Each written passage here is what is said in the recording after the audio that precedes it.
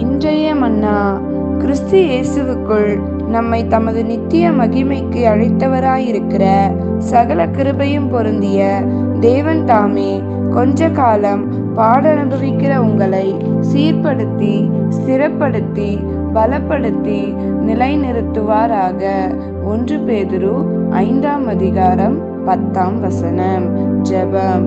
எங்களை சீர்படுத்தி ஸ்திரப்படுத்தி பலப்படுத்தி நிலைநிறுத்துகிற எங்கள் தேவனாகிய கர்த்தாவே, உமக்கு ஸ்தோத்திரம்.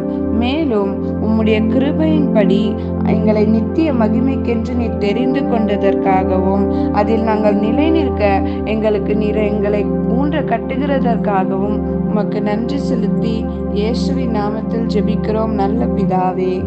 ஆமென்.